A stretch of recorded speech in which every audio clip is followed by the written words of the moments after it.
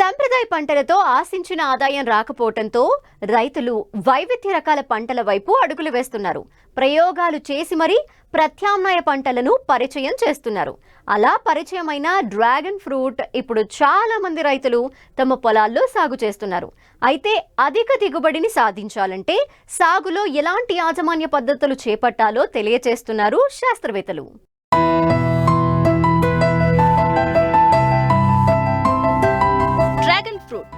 మంచి పోషకాలు ఉన్న పండు. మార్కెట్లో డిమాండ్ కూడా ఎక్కువే. పట్టణాల్లోనూ నగరాల్లోనూ ఇటీవలి కాలంలో డ్రాగన్ ఫ్రూట్ కొనేవారి సంఖ్య పెరిగింది. షాపింగ్ మాల్స్ లో వీటికి విపరీత గిరాకీ లభిస్తోంది. ఒక్కో కిలో ధర 150 రూపాయలు పలుకుతూ ఉండడంతో సంప్రదాయ పంటలు సాగు చేసే రైతులు సైతం ఈ పంట సాగుకు మొగ్గు చూపుతున్నారు. విత్తిన ఏడాదిన్నర లోపు పంట చేతికి వస్తుంది. మొదటి సంవత్సరం నుంచే మంచి లాభాలు రావడం మొదలవుతుంది.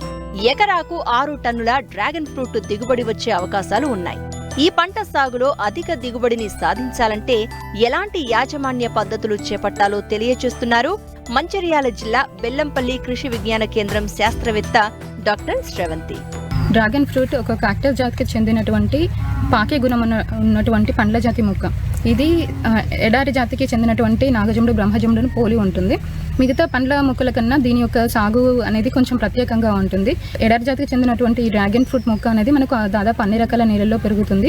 ముఖ్యంగా ఉదయం సూచిక 5.5 నుంచి 6.5 ఉన్నటువంటి నేలలు, మంచి మురుగునీటి సామర్థ్యం ఉన్నటువంటి ఎర్రగరప నేలలు, నల్లగలప నేలల్లో ఎక్కువగా పెరుగుతుంది. ఆమ్లజని నేలలు మరియు క్షార గుణం ఉన్నటువంటి నేలల్లో దాని యొక్క దిగుబడి కొంచెం తక్కువగా ఉంటుంది. డ్రాగన్ ఫ్రూట్లో ముఖ్యంగా గుర్తుంచుకోవాల్సినది ప్రవర్ధనం. దీనిని 2 రకాలుగా ప్రవర్ధనం చేస్తారు. ఒకటి విత్తనాలను ఉపయోగించి, రెండవది కొమ్మ కత్తిరింపులను ఉపయోగించి.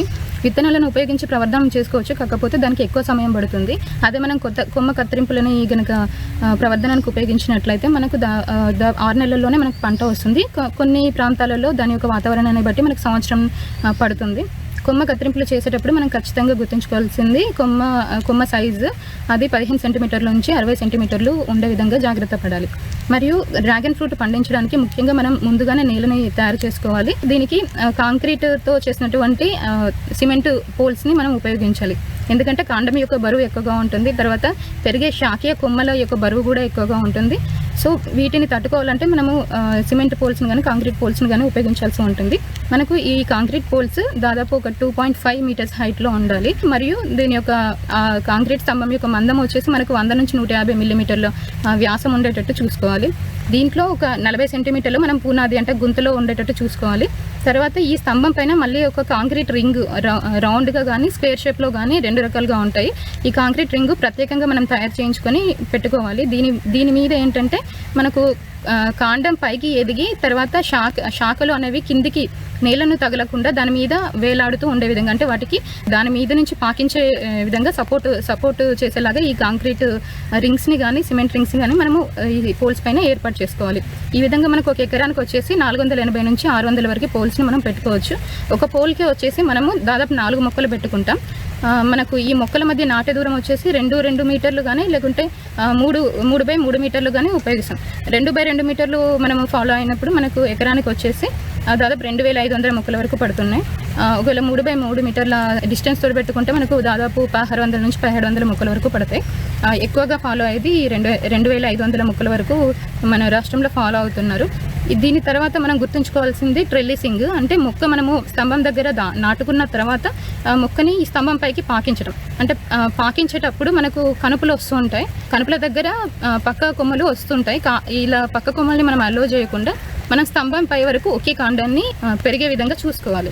వచ్చినటువంటి ఈ కాండము అనేది మనకు మళ్ళీ నేల మీద పడకుండా మనం కింద నుంచి పై వరకు మనము ట్రెల్లిస్ తాడుతో కానీ లేకుంటే ఇనుప రింగ్స్తో కానీ మనము టైట్గా కొంచెం కట్టుకొని ఈ కాండం కింద పడకుండా మనం చూసుకోవాలి. తర్వాత డ్రాగన్ ఫ్రూట్లో ముఖ్యంగా గుర్తుంచుకోవాల్సింది ఫర్టిలైజర్.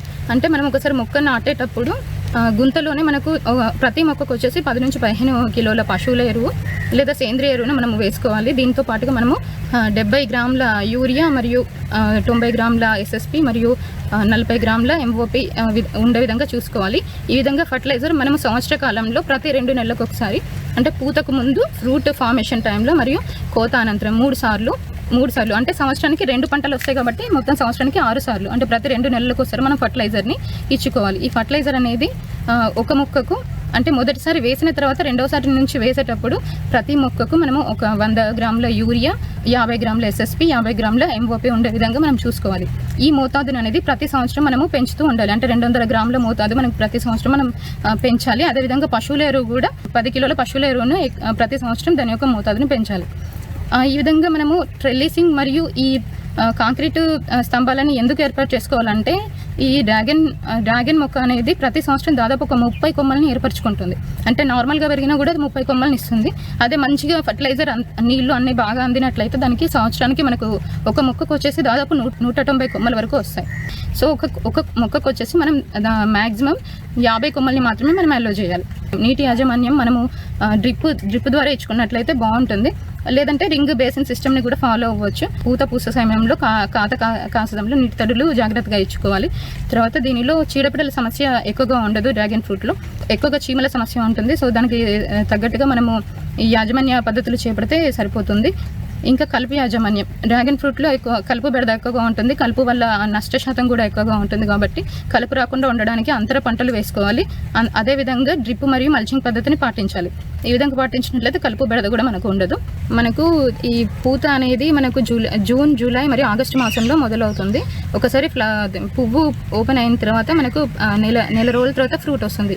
అంటే మనకు సెప్టెంబర్, నవంబర్, అక్టోబర్, డిసెంబర్ మాసాలలో మనకు కోత ఉంటుంది. దాదాపు ఖాతా సమయంలో 6 సార్లు మనము ఖాతా తీసుకుంటాము. ఈ విధంగా సంవత్సరానికి 2 సార్లు వస్తుంది. ఎక్కువగా వర్షాకాలం సమయంలో ఎక్కువ దిగుబడి ఉంటుంది. మనకి ఎకరానికి దాదాపు 6 టన్నుల దిగుబడి వస్తుంది. ఒక కాయ సైజు వచ్చేసి 350 గ్రాముల నుంచి 500 వరకు ఉంటుంది. ఒకవేళ 350 గ్రాముల కాయ బరువు ఉంటే మనకి ఎకరానికి వచ్చేసి 6 టన్నుల వరకు దిగుబడి ఉంటుంది. ఒక్కసారి పంట పెట్టుబడితో 30 సంవత్సరాల వరకు ఏటా 2 పంటలను తీసుకోవచ్చు. జంతువులు ఏవి ఈ పండ్లను తినవు. చీడపీడల బెడద కూడా చాలా తక్కువ.